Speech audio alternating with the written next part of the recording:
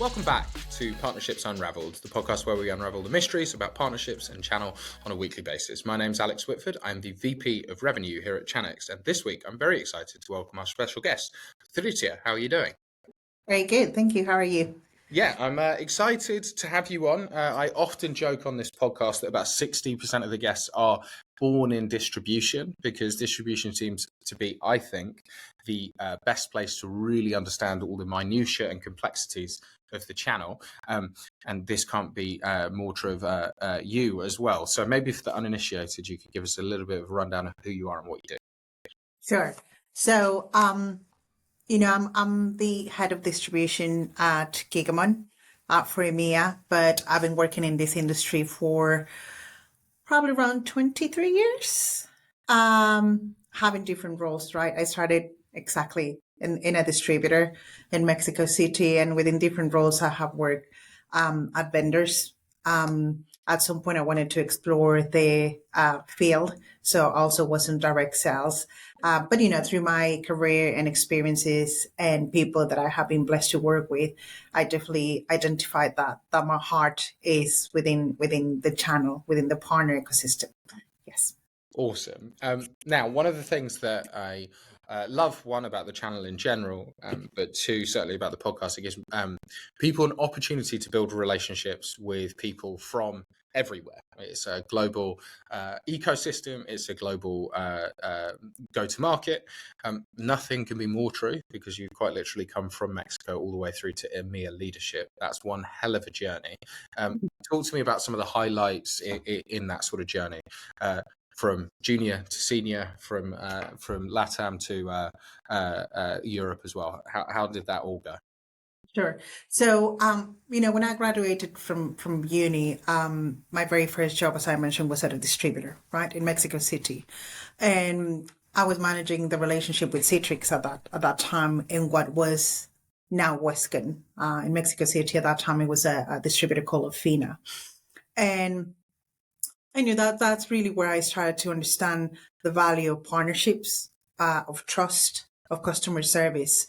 That really makes a difference, I guess, in any industry, but in this as well, knowing that you can have different vendors selling similar technologies, and obviously sometimes different, distributors also selling the same product. So that was probably my first big step of learning what was this world. And our purchase orders at that time were sent through a fax machine. So you can see that I have witnessed the evolution of channel and distribution, because that's how I started. Then I learned what it was to working at a DST, and I think the natural step is also then jump into a vendor. And I work at SAP also for quite a few years, being a channel manager. And that was, again, the next step where it allowed me to taste different flavors of this industry. Number one is how a vendor can really influence the market in terms of what are the programs, what are the initiatives you drive that can facilitate the adoption and the penetration of that market, but also a little bit of what was that regional experience, because I started to deal with resellers that had presence not just in Mexico City, and I started to see those different nuances that you need to consider and need to be aware to close business. And I also had the opportunity to work with my first worldwide leader. It was a very smart gentleman based in Europe, where it opened a little bit more my eyes of all the things that you do need to consider, not just when you do business, but you build a strategy, how to, communicate with HQ and with corporate to really leverage all those relationships and that exposure that can help you to open new doors for your next step in your career. And when I was working with the channels, it also allowed me to engage directly with end customers. Then when you just start to think like, hey, I just want to see what it's really to be in the field, what it really takes to get an end customer contract.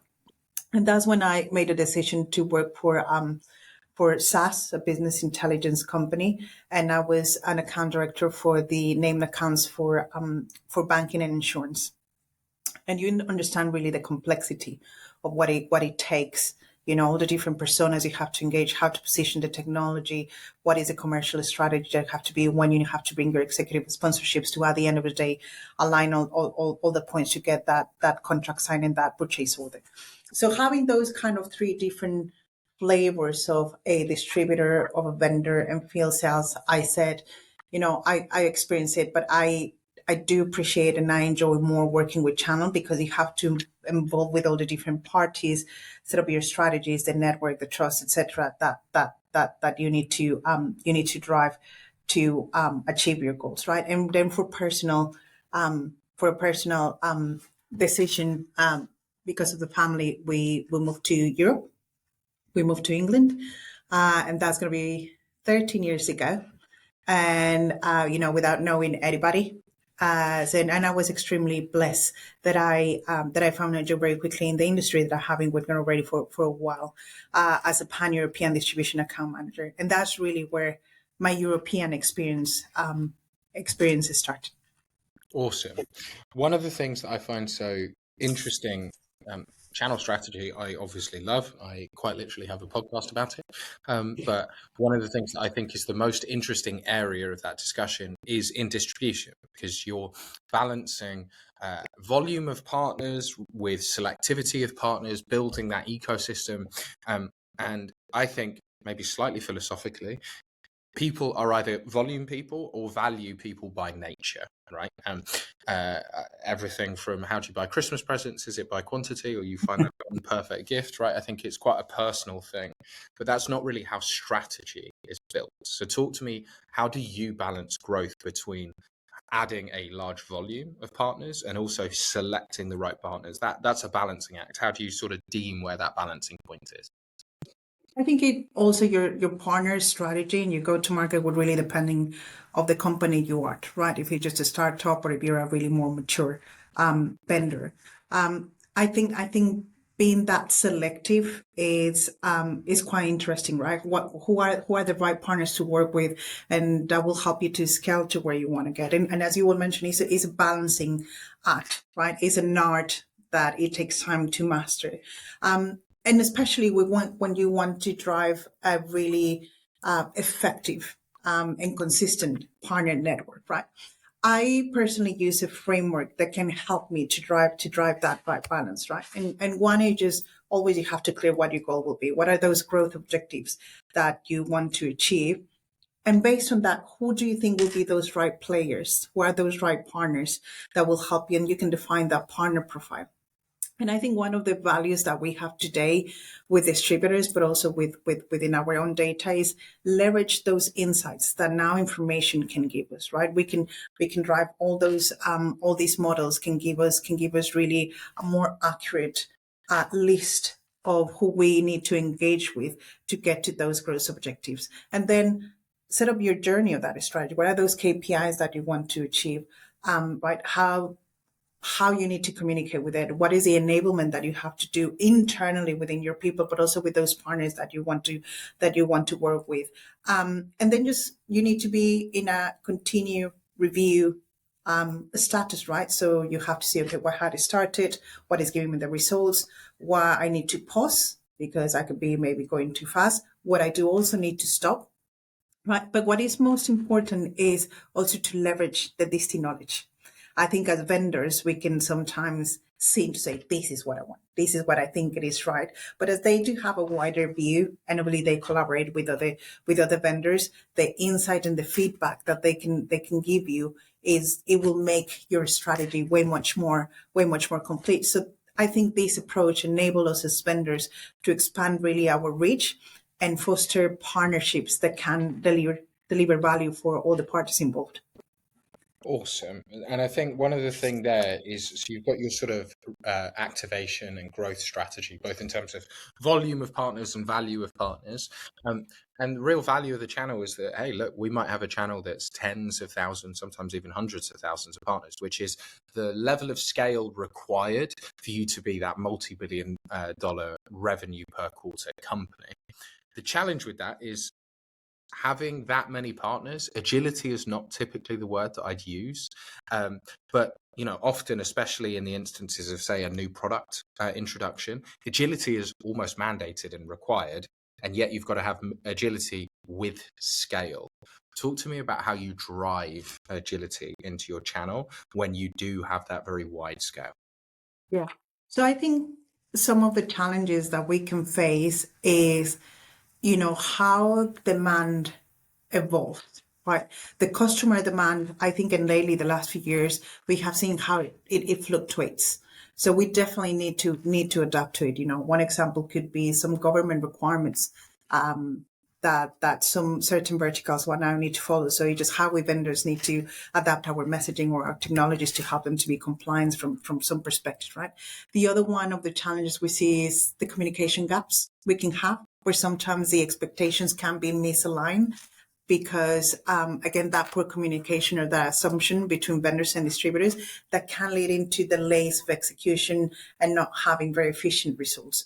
And I would say that the third one could be also the technology integration. Sometimes legacy of way of doing business or systems can be like the impact of collaboration and the decision making. So some of the strategies that I would like to apply to some work streams to drive that scalability and to drive faster results. One is just super simple, is just like communication, right? You cannot communicate enough. Try to be as clear as possible and open as possible to make sure that you avoid those misunderstandings. Number two is being this constant review of how the metrics are doing, review the performance, and just identify what we need to repeat again or what we need to improve. Another one is, what are those technologies that we can adopt?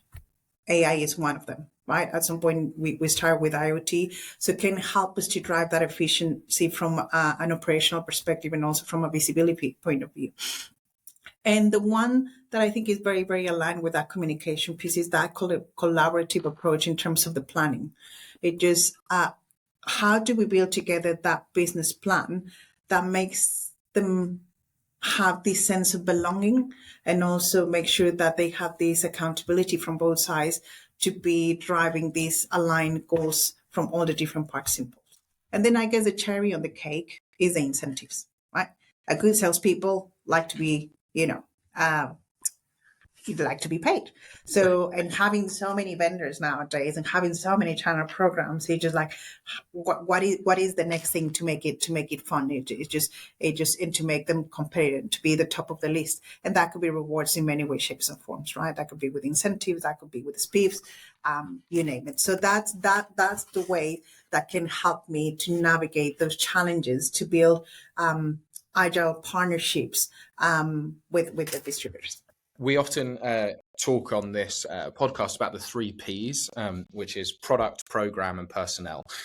For me, I think so many brands, they talk about their product as their key differentiator in the channel. And while I think that can be true, often, as you say, that's not really why most partners are going to sell your great product or your competitors also pretty great product.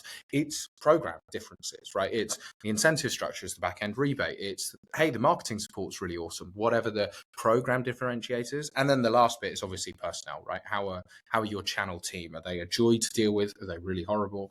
Those are the things that I think move the needle a lot more than, hey, our button is blue or green or really snazzy. So it's great to hear you touching on, I think, real program differences that can drive massive agility changes, because sometimes time to market is the difference between your end of year results being through the roof or actually a failure, right? It's not really how you finish the year, it's how you start the year. And if that start is 2 or 3 months slower than you're expecting, you're almost on the back foot for the whole year. Yeah, and it just also depending on your technology, the sales cycle, right? As you name it, if it's just like a kind of a mid to long term sales cycle, just 4 weeks can make a massive difference if you close it in the year or not. Yeah, 100%. So I am a bit of an evangelist around channel leaders are often very similar. They have been hired from the same jobs. They have been hired from the same backgrounds, although love distributions, that's obviously great. And often I think it leads to the same ideas in terms of how we build channels. And getting new ideas into how we build channels, I think, is a really great structure for building more innovative channels. I think one of the key things that I see is channel leaders are almost always salespeople. And I think that can present a weakness, because I think marketing-led channel growth, especially as we head down market into the SMB, consumer sales is all led by marketing, right? The chat I always say is, I've never spoken to an Apple salesperson in my life, but I bought basically every Apple product in the world. Has nothing to do with their sales team, has everything to do with their marketing team. How do you see marketing shaping the future of distribution and partner engagement? Yeah, so I think it's taking a more pivotal role in the way we shape the future of the way we work with partners, how the partners engage with the end customers, and I believe with how we drive that brand awareness and demand generation with distributors, right? And I think an important piece we need to have in mind is those partner experiences. They have to be personalized. And again, we should take advantage of leveraging the data, because they can give us some insight to create more tailored marketing programs that could be very impactful to the individual, allowing us to go deeper into those relationships that hopefully will encourage, loyalty, and feels that the partner understood and appreciated. The other one is the content, right? I think the selling sometimes can become really complex. We can take a look at the personas that we are engaging. So the content has to be of high quality and really targeted based on the conversation that you're having. You said it before, we're not talking about my product, my bits and bytes, right? We focus, I think, now more days in terms of those use cases. What am I going to do to solve that need that you do have today, not just for the today, but the tomorrow? And we can use that in all the different paths that we use marketing, right? One example could be webinars, which at the same time, it help us to educate and empower our partners. And also marketing is helping us vendors to build that trust and that credibility within the partner ecosystem. When you go with a use case, when you go with a win of a company that everybody knows, obviously you do have a more credible story to sell. The other point that I see in marketing evolving is that digital first engagement, right? We're seeing it from, it's helping us to connect with partners through social media, to email when we do business development activities, and also virtual events, and being more successful in driving campaigns where it can help us to cover a wider breadth. So these platforms that we have today that allow us to have that real-time communication and collaboration definitely is a plus for us as a vendor.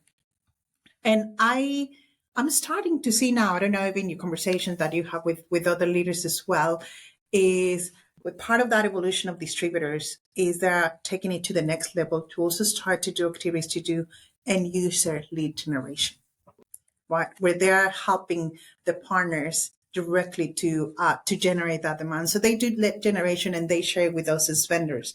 So they are driving those leads and facilitating the way they share it for the partners to really maximize the benefits that our vendor programs are offering to them. So this definitely is helping them to boost the partner sell and drive closer that collaborative approach that all the partners want to drive.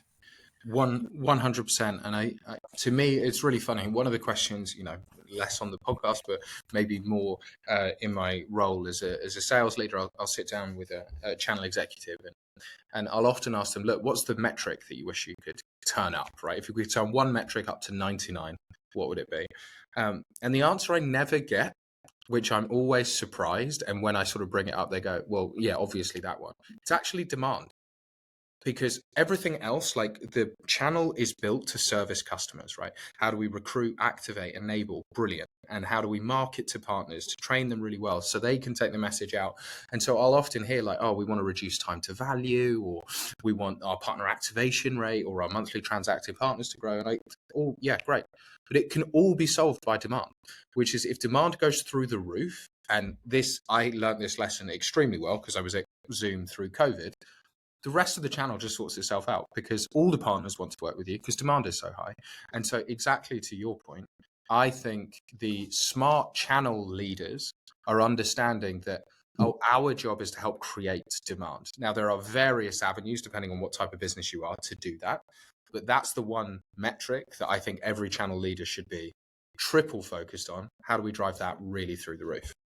It's a win-win for everybody, right? If you want to go with partner recruitment or making your technology strategic to some partners or reactivate some partners, what is the best? It just, there's opportunities that we can drive together, right? So yeah, Yeah, why not? exactly. And the other one, I've spent so long recruiting partners for various things, and the amount of time I've spent sort of evangelizing, with the flashy deck and here's the program benefits and aren't I wonderful to deal with and everything.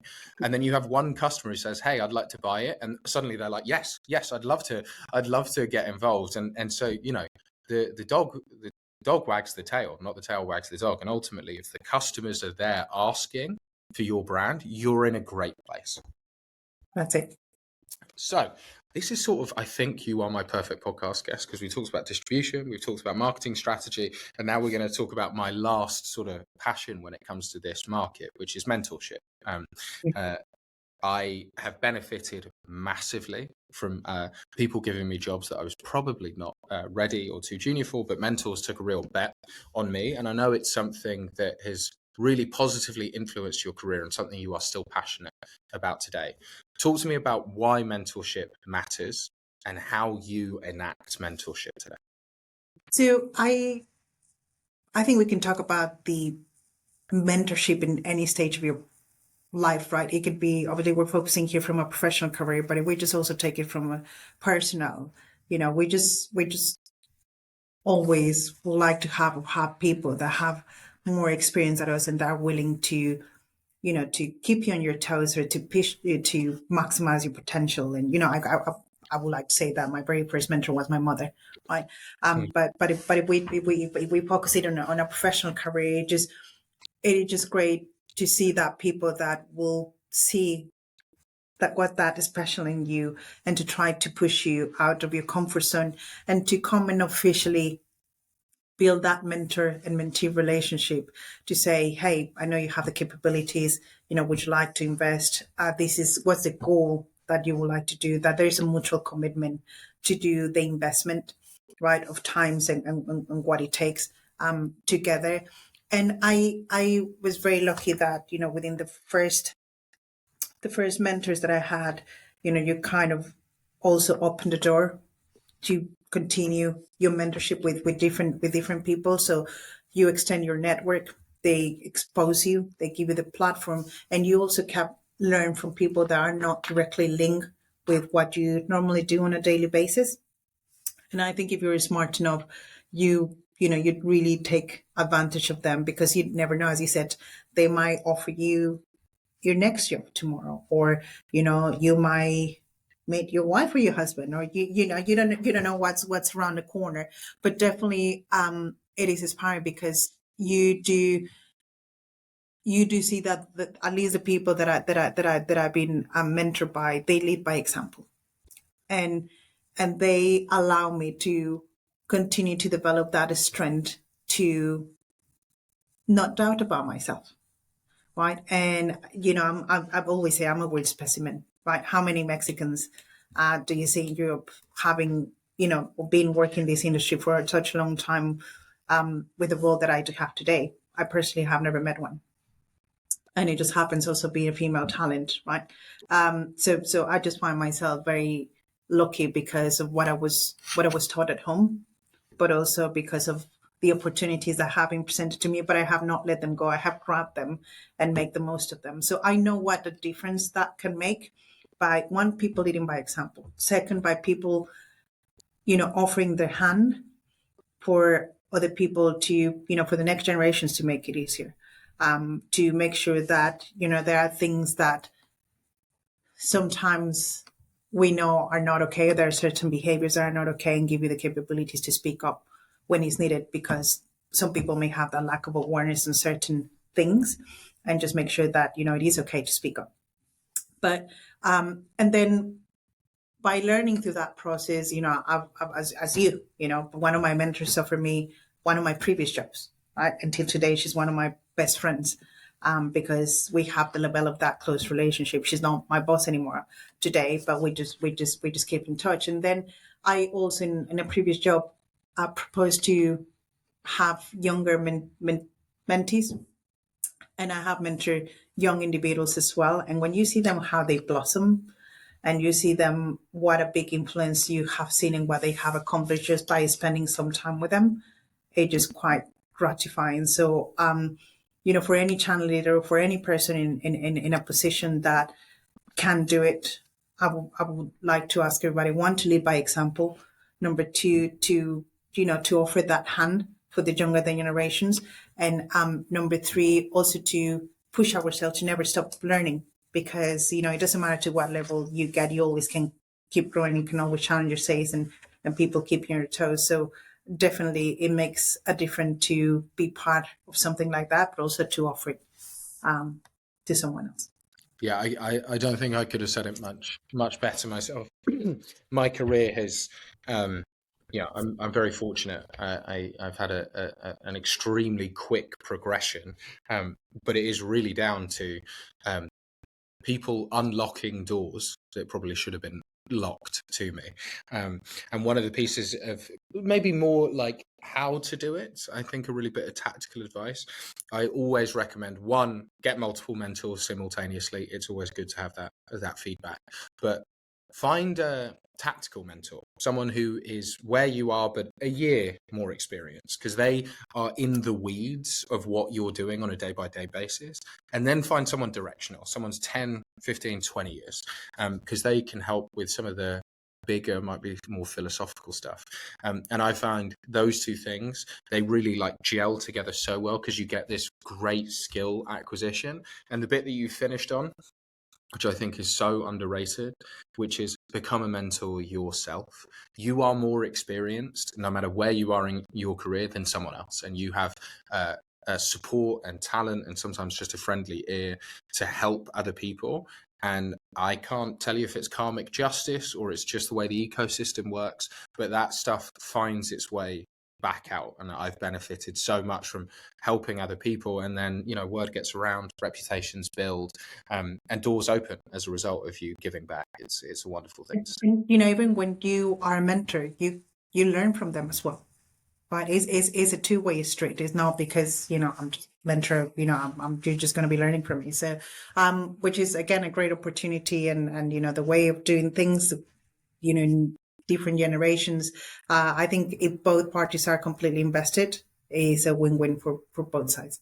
100%. I can't remember who said it, but someone said you teach the lessons you're desperate to be taught. So I think that's a great place to end. Patricia, who do you want to refer us into? We always believe in mentorship on this podcast, so we ask our current guest to recommend our next guest. Who did you have in mind? So I would like to connect you with, I think, another great leader in the industry that was a peer of mine. But more than a leader and a great peer, I think he's an amazing human being in every sense of the word. His name is Luke Allport. He is the VP of Channel for Splunk with the UK. So so I will connect Luke with yourselves, because I think you will hear wonderful stories from him. Awesome. Thank you so much for sharing your time and experience today. It's been awesome having you on. No, thank you. My pleasure. Thanks for having me.